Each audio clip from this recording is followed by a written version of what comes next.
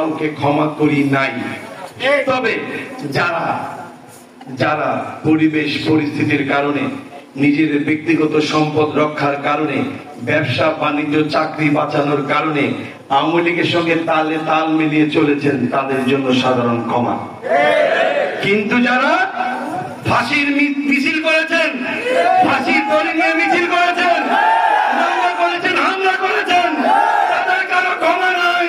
আওয়ামী লীগের জন্মই হয়েছিল হত্যার মধ্যে দিয়ে। এই আওয়ামী লীগের শেখ মুজিব 1964 সালে প্রাদেশিক পরিষদের স্পিকার শাহেদ আলীকে সংসদে চেয়ার দিয়ে পিটিয়ে হত্যা করেছিল।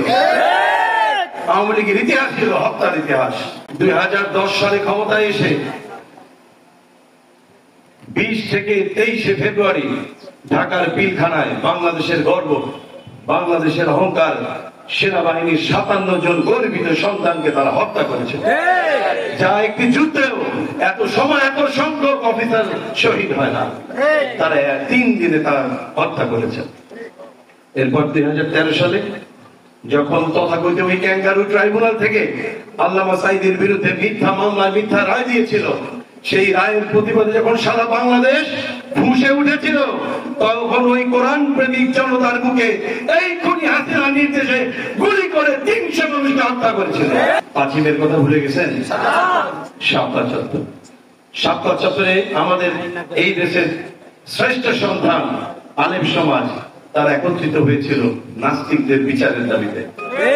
নাস্তিকরা মাসের পর মাস রাস্তা বন্ধ করে সেখানে আস্ফালন করলো শাহবাগে ভারতের নির্দেশে। তখন তাদেরকে কিচ্ছু বলা হলো না, কিন্তু আলেমরা যখন ওই নাস্তিকদের বিচারের দাবিতে প্রতিদিনের শাপলা চত্বরে জড়ো হয়েছিল, তখন এই ভারতের প্রেসক্রিপশনে খুনি হাসিনা রাতের আধারে হাজার হাজার আলেমকে গুলি করে হত্যা করেছে।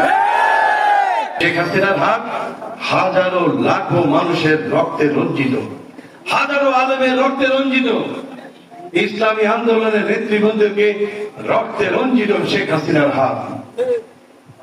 তারপরে তারা আমাদের এই ছাত্র সমাজ যারা কিনা কোটা বিরোধী আন্দোলন নিয়ে, কোটা বিরোধী দাবি নিয়ে আন্দোলন করছিল, এই আন্দোলনটাকে তারা সহ্য করতে পারেনি। এই আন্দোলনকেও তারা মনে করেছিল সরকার পতনের আন্দোলন বুঝি এই চলে। আব্বা তার প্রোগ্রামে বলেছিলেন যে স্বৈরাচারী সরকার তার পতনের সমস্ত ছিদ্র বন্ধ করে, শুধু একটা ছিদ্র বন্ধ করতে পারে না। সেটা কোনটা? যে ছিদ্র দিয়ে তার পতনটা হবে, ওইটা সে বন্ধ করতে পারে না।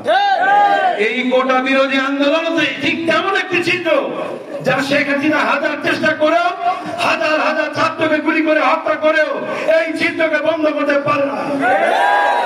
এবং এই ছিদ্র দিয়ে খুনি হাসিনার পতন